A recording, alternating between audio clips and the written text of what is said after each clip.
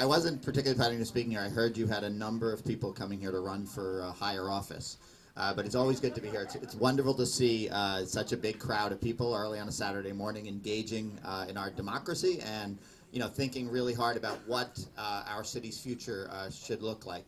I do want to acknowledge that we've had this extraordinary series of events recently, really starting last year with Irene, which was a near miss, and obviously Sandy, which was a direct hit on our city, including our hospitals and a lot of the waterfront community I represent. And I want to say that our Congresswoman, as I'm sure has been said here already in this room, Carolyn Maloney, really did an extraordinary job of focusing our federal government on the tremendous need to respond to that, to respond quickly, and to respond with the resources necessary to undo the damage, and also to begin to rethink our waterfront.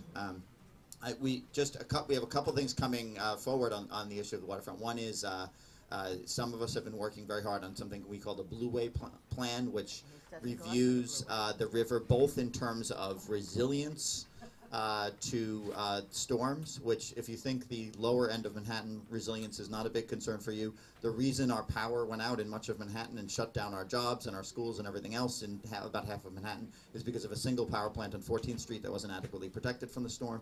So we're working on a plan that will both increase access to that waterfront and also increase its resilience to storm, and that's something called the Blueway. Scott Stringer and I have particularly been working on it, but with all of our local elected officials, including Carolyn. And that will be launched in a more public way very soon. We also expect to have some good news soon on the Esplanade plan that runs from 38th Street to 60th Street, which a lot of us worked on. Look forward to that. But not up here. But not up here. The Blueway doesn't go up here. Okay. Someday I'll run for mayor, and I will also address issues. No, my district runs to 52nd Street, so I apologize not having focused on the 90s yet. But maybe someday, and not to be disrespectful. Just a couple other quick issues.